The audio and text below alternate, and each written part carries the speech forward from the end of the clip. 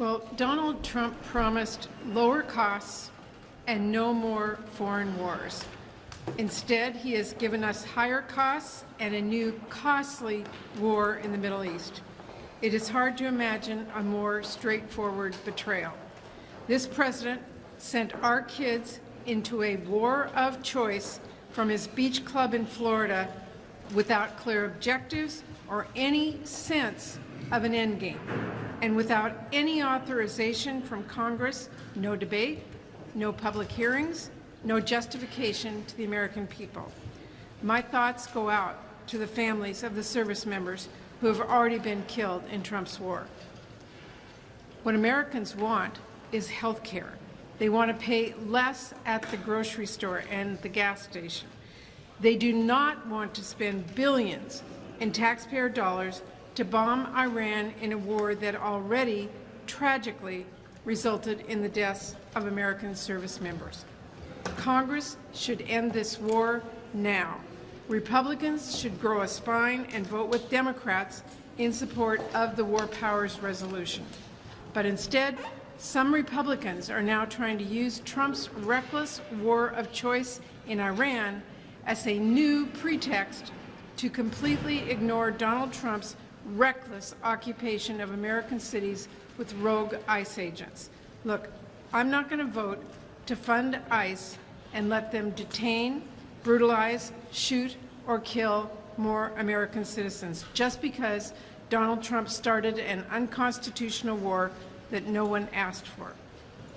And let's be clear, when it does come to national security, the Pentagon, CIA, law enforcement, the FBI, and other key agencies are already funded.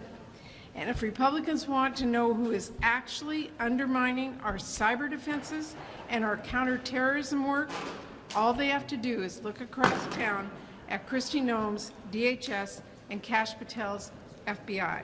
How many key personnel has Trump already fired for no reason at our top cyber defense agency?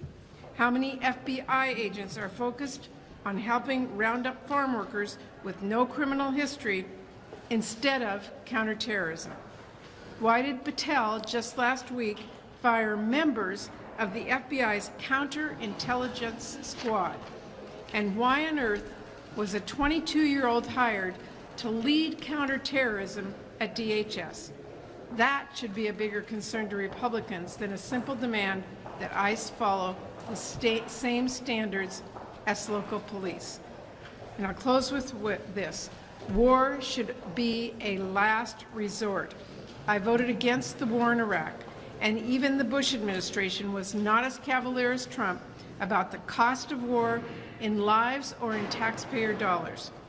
Trump's war will easily cost more than it would have cost to extend the ACA tax credits.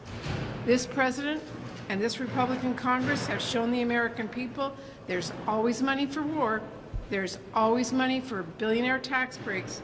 It is just everyday Americans who are struggling with their health care or groceries who Republicans just can't spare a dime. Well, Democrats have a very different message. We're going to keep fighting to put working families ahead of starting costly, unnecessary wars. Thank you, Senator Murray.